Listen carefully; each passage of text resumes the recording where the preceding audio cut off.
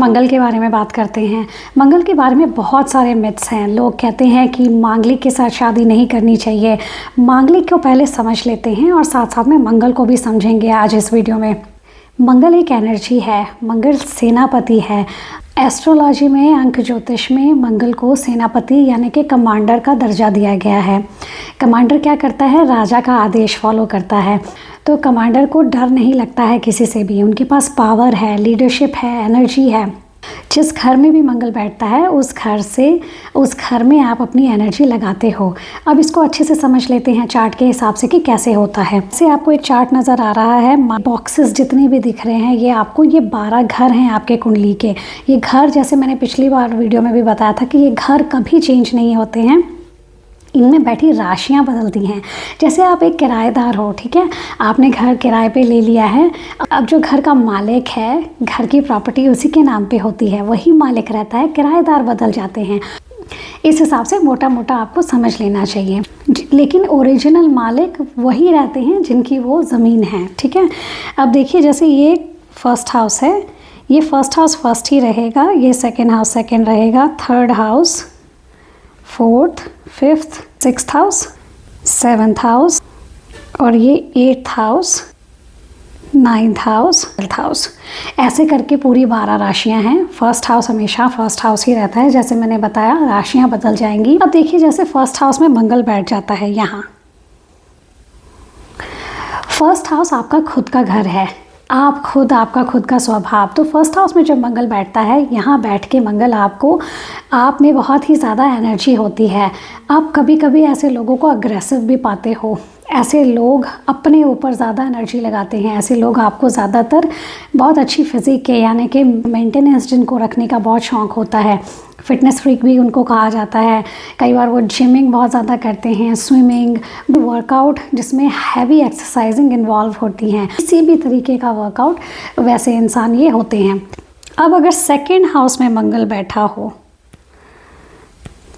यहाँ ये second house है, अगर यहाँ मंगल बैठा है तो सेकेंड हाउस आपकी फैमिली है, आपकी वाणी है, आपका कुटुंब है, आपके पैसे हैं। तो सेकेंड हाउस में मंगल बैठ के ज़्यादातर आप देखोगे ऐसे लोग फैमिली में बहुत ज़्यादा एनर्जी लगाते हैं, पैसे कमाने में बहुत ज़्यादा एनर्जी लगाते हैं। थर्ड हाउस में जब मंगल बैठता है यहाँ पे, ये थर्ड हाउस है, तो यहाँ जब मंगल भी बैठता है ना, तो ये आपके थर्ड हाउस, क्योंकि आपके पराक्रम का घर है, थर्ड हाउस आपके सिबलिंग्स का घर है, तो आपके सिबलिंग्स में आपकी एनर्जी जाती है।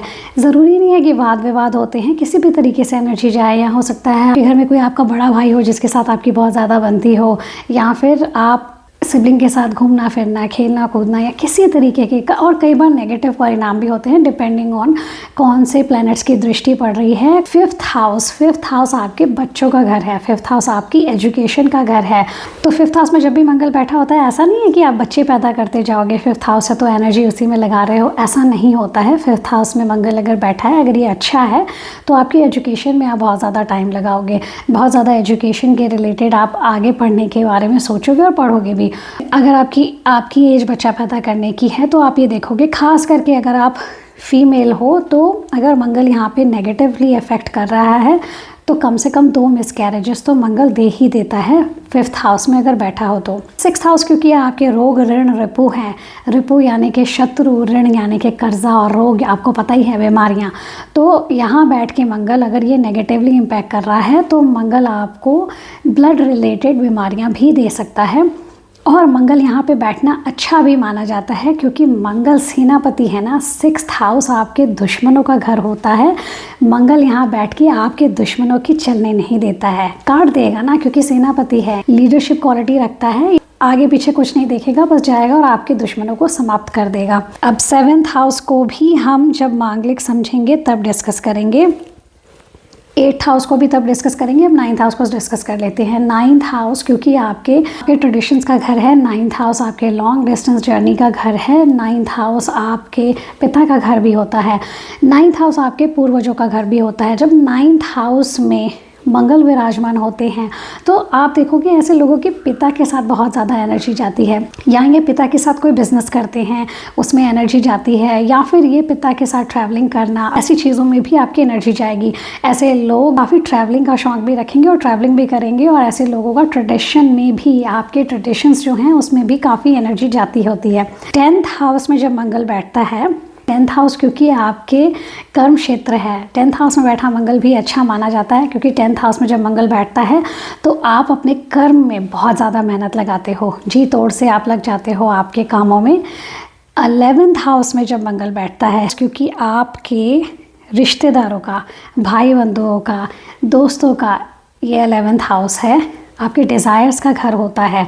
ऐसे लोगों को आप देखोगे, मैं इसको एग्जांपल में बताती हूँ कि बड़े मज़े के साथ ही बेड पे पड़े हुए हैं, टीवी देख रहे हैं, फ़ोन स्क्रॉलिंग कर रहे हैं, एकदम से किसी दोस्त का फ़ोन आया और बस रेडी होके 2 मिनट में ये बाहर निकल जाएंगे। फिर ये आलस नहीं होगा इनको, और इनको बिल्कुल भी कोई ऐसा नहीं होगा कि लेट नाइट है या कुछ भी है, ये बस निकल जाएंगे। तो ऐसे लोग अपने यारों दोस्तों के साथ, अपने रिश्तेदारों के साथ बहुत ही ज़्यादा एनर्जी लगाते हैं। अब हम समझते हैं मांगलिक क्या होता है। जब भी आपकी कुंडली में मंगल आपके 1st हाउस में, यानी कि इस वाले हाउस में, आपके 4th हाउस में, आपके 7th हाउस में, 8th हाउस में और 12th हाउस में बैठा हो तो आप मांगलिक हैं। दोबारा से समझ लीजिए, मंगल अगर आपकी कुंडली में 1st house, 4th house, 7th house, 8th house और 12th हाउस में बैठा हो तो आप मांगलिक हैं। मांगलिक लोगों से ना लोग बहुत ज़्यादा घबराते हैं। जब भी मांगलिक की शादी की बात आती है, लोग बोल देते हैं कि मांगलिक हो तो मांगलिक के साथ ही शादी करनी है, नहीं तो आपकी डेथ हो सकती है। अब ऐसे मिथ्स के बारे में भी डिस्कस करेंगे। पहले समझ लेते हैं कि इन्हीं को मांगलिक क्यों बनाया गया है, इन्हीं हाउसेस को मांगलिक क्यों कहा गया है। अब देख लेते हैं, मंगल जो है ना, मार्स, इसकी 4th दृष्टि होती है, 7th दृष्टि होती है और 8th दृष्टि होती है। अब समझ लेते हैं वो कैसे। जैसे 1st हाउस है, ये 1st हाउस है, 1st हाउस में बैठा हुआ मंगल, अब इसको समझ लेते हैं। 1 2 3 4 5 6 7, ये है 7 नंबर। 7 नंबर यानी कि आपके स्पाउस का घर, आपके बिजनेस का घर। इसी वजह से, क्योंकि 7वीं दृष्टि मंगल की 7वें हाउस में पड़ रही है, 1st हाउस में बैठ के, तो इस वजह से भी आप समझ सकते हो, क्योंकि ये शादी के साथ रिलेट कर रहा है, शादी वाले घर में ही दृष्टि डाल रहा है, तो इस वजह से भी आप इसको जस्टिफाई कर सकते हो कि आप मांगलिक हो। और ऐसे लोगों का क्या होता है ना कि क्योंकि 7th हाउस आपके स्पाउस का घर है, तो आप स्पाउस में बहुत ज़्यादा एनर्जी लगाओगे। स्पाउस के साथ घूमना फिरना, स्पाउस के साथ टाइम स्पेंड करना, ये सारी चीज़ें में आपकी एनर्जी जाती है। अब 8th हाउस में भी देख लेते हैं। 1st हाउस में बैठ के मंगल आपके 8वीं दृष्टि 8th हाउस में डालता है, तो ये भी आप देख लेते हो। 8th हाउस मांगलिक को काफ़ी ज़्यादा हैवी मांगलिक माना जाता है, वो इस वजह से क्योंकि 8th हाउस लॉस का घर होता है, सडन लॉस, सडन गेन का घर होता है। 8th हाउस आपके इन लॉस का घर भी होता है। 8वीं दृष्टि मंगल की 8th हाउस में गई तो हुआ ना शादी के साथ कनेक्टेड इन लॉस, और इसी वजह से आपकी एनर्जी आपके इन लॉज में जा रही है, सडन लॉस में भी जा रही है, सडन गेन में भी जा रही है। अब 12वें घर के मांगलिक को समझ लेते हैं। 12वां घर क्या होता है? 12वां घर आपका फॉरेन सेटलमेंट है, 12वां घर आपका एक्सपेंडिचर का घर है, 12वां घर आपका बेड प्लेजर्स भी है। तो बेड प्लेजर्स भी शादी के साथ रिलेट होते हैं ना।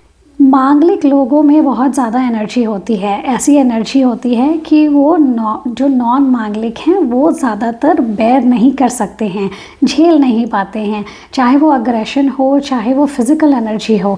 इसी वजह से कहा जाता है कि मांगलिक के साथ शादी करो, क्योंकि दोनों में इक्वल अमाउंट की एनर्जी होती है। बेड प्लेजर्स के हिसाब से भी बोला जाता है ताकि एक दूसरे की एनर्जी को ओवर पावर फील ना कर सको। अगर आपकी कुंडली में आप मांगलिक हो और आपको नॉन मांगलिक के साथ शादी करनी है तो कुछ ऐसे भी प्लैनेटरी पोजीशंस हैं जिसके साथ मंगल दोष कट जाता है।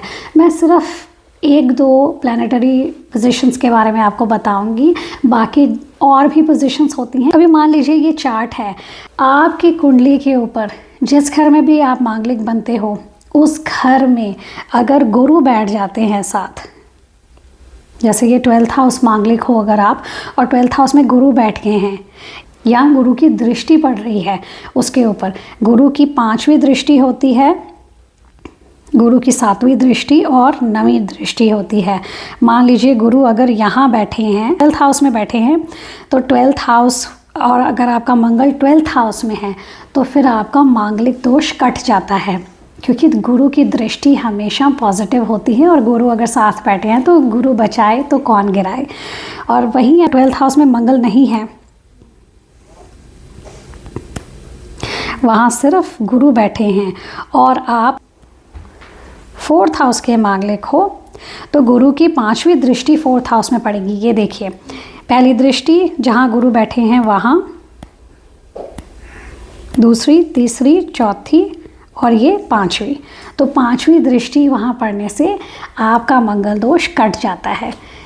ऐसे आप मोटा मोटी अपनी कुंडली को खुद से एनालाइज कर सकते हो, लेकिन अगर आपका मंगल दोष नहीं कट रहा है तो फिर आपको किसी अच्छे एस्ट्रोलॉजर को दिखा के चार्ट एनालाइज कराना ज़रूरी होता है।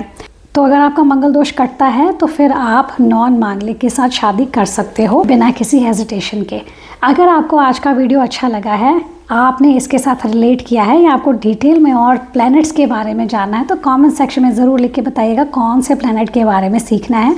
ऐसी और वीडियोस के लिए मुझे लाइक और सब्सक्राइब करना ना भूलिएगा। जय श्री राम।